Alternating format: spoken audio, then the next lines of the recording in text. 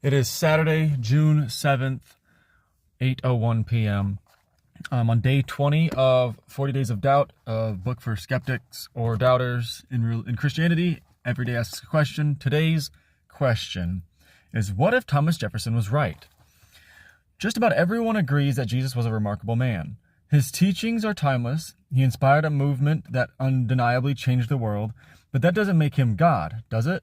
Thomas Jefferson deeply admired Jesus, but rejected the religion that bore his name. Writing to William Short, Jefferson incited, Jesus did not mean to impose himself on mankind as the Son of God. Jefferson believed Jesus' disciples, with the help of the Apostle Paul, whom Jefferson called the first corrupter of the doctrines of Jesus, were ignorant, unlettered men, guilty of producing superstitions, fantasticisms, and fabrications. After Jesus' death, he believed that they took a gifted moral teacher and made a god out of Jesus, built a religion around him, and made themselves rich and famous because of him. So Jefferson took a razor blade to his Bible, cutting out all the miraculous and supernatural from the story of Jesus' birth to his miracles and resurrection. What remained were his sermons and parables, which Jefferson glued together and bounded in a new gospel he coined, the life and morals of Jesus of Nazareth. What if doubting Thomas Jefferson was right? What if Jesus was just an extraordinary teacher and his followers didn't want to let him die, so they made him their God? Jefferson was an enigma. In some ways, he was about 2 centuries ahead of his time. He might have felt more at home in the 21st century than in the 18th. He believed in God, but hated organized religion. He loved Jesus, but despised his religious leaders. He fawned over rock star scientists, modern-day versions of Bill Nye and Neil deGrasse Tyson, once calling Newton, Bacon, and Locke the 3 greatest men who ever lived. But Jefferson was also a walking contradiction. He spent his life swearing by the principles of individual freedom and the abolition of slavery while holding 600 slaves of his own. He renounced organized religion as a tool used to manipulate the masses, and then, as president, he encouraged priests and missionaries to evangelize Native Americans because he knew it would be much easier to coerce the natives to submit to the white man's westward expansion once they surrendered to the white man's Western religion. When I consider the life and morals of Jesus of Nazareth, I'm not surprised to learn Jefferson's conflicting interests. Cutting and pasting your own gospel together based on whatever makes you comfortable requires an extraordinary tolerance of contradiction. When it comes to Jesus, people today are just as conflicted. 90% of Americans think highly of Jesus, but only 40% claim to be deeply devoted to him, and only 20% worship him on a weekly basis. The overwhelming majority of us like Jesus, but few of them love him, follow him, and make disciples for him.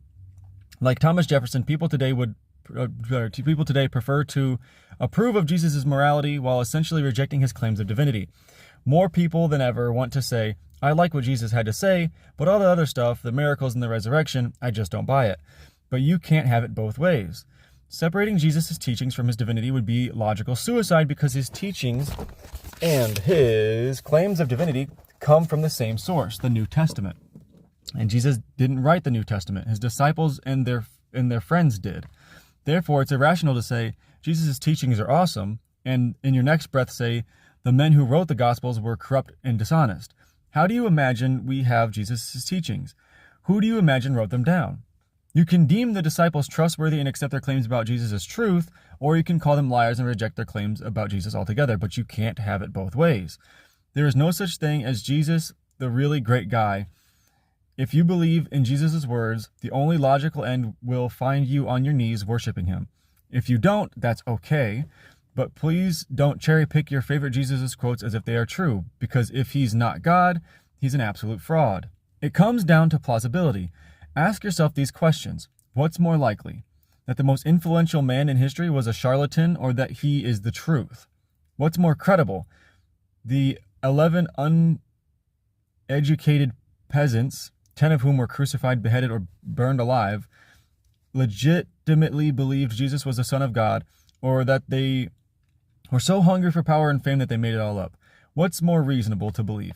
That those 11 Jewish guys turned into 2.3 billion people worshiping Jesus in every nation and in every language on earth because his story is true, or that those 11 guys pulled a fast one that 2,000 years later continues to fool 1/3 of the global population. In light of all the evidence, I choose to believe Jesus is who he says he is, the eternal God who, like a desperate father, approached his kids on their turf, desperate for them to know how much he loves them. That is day 21. That's the question he asked for that day. What if Thomas Jefferson was right?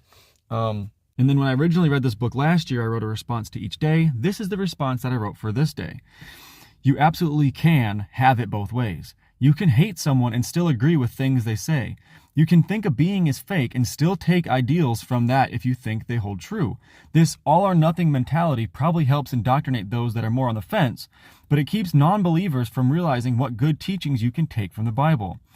But when it comes to the hidden philosophy in the Bible, Jefferson, Jesus, and their contradictions, one major flaw stands in the way: the belief in God. And I feel pretty much the same way. I think I've said it before, but I think Jesus would have been a great philosopher if not for the belief in God. I think that was his one major mistake, was however it happened in reality, that he slowly found out about religion, convinced himself that he was God, and convinced others he was God. However that happened, realistically, that was a very big misstep. Would we even know who he is nowadays if he wasn't preaching himself as God? Probably not, but again, he would have been a great philosopher. And again, the church saying it's all or nothing makes sense because you kind of have to. At a certain point, you have to take a stance on that. But it does. I think that's where a lot of the resentment from non-believers and believers come. And it just in a general sense, I think a lot of non-Christians lose a lot of good that can come from the Bible because of that. Well, I'm just going to read the last thing that I said. But when it comes to the hidden philosophy in the Bible, Jefferson, Jesus, and their contradiction, one major flaw stands in the way: the belief in God. And whether you agree with me or you disagree with me, always question why.